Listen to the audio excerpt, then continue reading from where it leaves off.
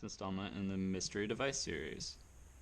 This device might be kind of obvious if you've seen every other video I've made, but I would recommend not watching every other video and just trying to guess what this is. So you'll see we have a hinge that allows us to raise and lower this. We have a great deal of, what do we call this? We have a great deal of tension that can be applied in one direction. So we have a stress relief that engages when the device is in the down position. On the bottom of the device, you'll notice we have various holes at various positions.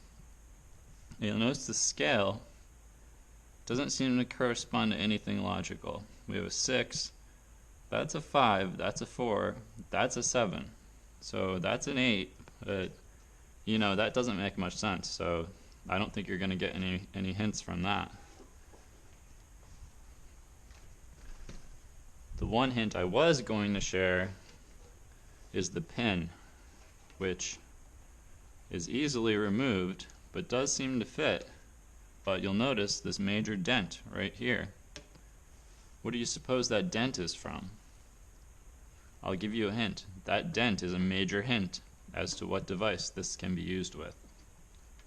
The second hint I'll give you is the device that this is used with is extremely dangerous.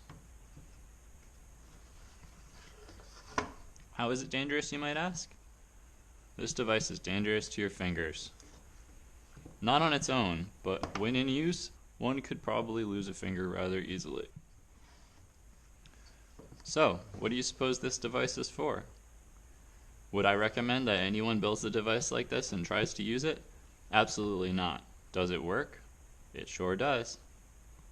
Alright, leave your answer in the comments below. What do you think this device is, and what is it for?